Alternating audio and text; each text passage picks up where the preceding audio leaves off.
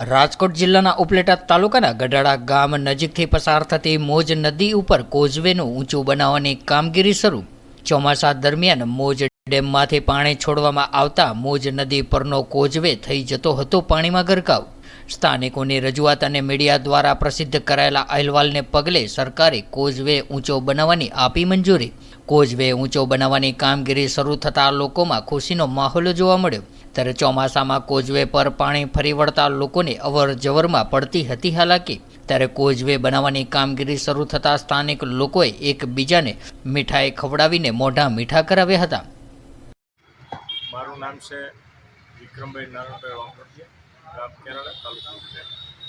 આજરોજ જે આપણે ગઢાળાનો જે પુલ મંજૂર થઈ ગયો, કામ પણ ચાલુ થઈ ગયું છે.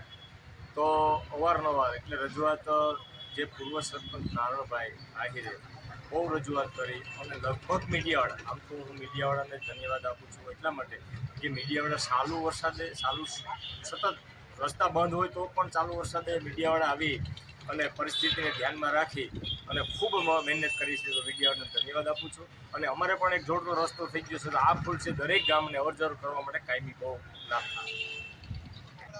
હું ગઢાળા ગામનો રહેવાસી મકવાણા શામજીભાઈ ઝીણાભાઈ મારું નામ છે.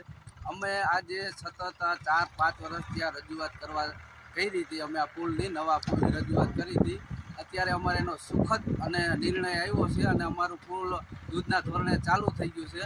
અને મીડિયાના માધ્યમથી અમે આ 4 વર્ષથી આ પ્રતિક્રિયા આપતા હતા. મીડિયાના માધ્યમથી મીડિયાએ અમારું બહુ સારું કામ કર્યું છે. મીડિયાએ છે સરકાર સુધી આ વાત પહોંચાડી છે અને સરકારે આ વાત ધ્યાનમાં લઈ અને અમારો નવો પુલ અત્યારે મંજૂર કર્યો છે અને યુદ્ધના ધોરણે કામ પણ ચાલુ કર્યું છે.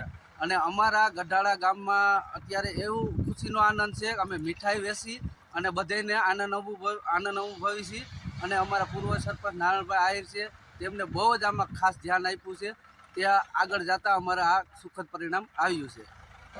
ઉપલેટા તાલુકાના પૂર્વ સરપંચ ગઢાળા ગામના નારાયણભાઈ આહિર આજે છેલ્લા 4 વર્ષથી સતત નવા પુલ બાબતની અમે રજૂઆત કરતા હતા. ત્યારે આ પુલ મીડિયા છેલ્લા 4 વર્ષથી એક ધારું સતત ચલાવેલ હોય, જેથી અમે મીડિયા તમામ ચેનલોને, અખબારોને ખૂબ ધન્યવાદ પાઠવીએ છીએ. જો અમારો પુલ થયો હોય તો ફક્ત મીડિયાની જ મહેરબાનીથી થયો છે, મીડિયાની દયાથી થયો છે.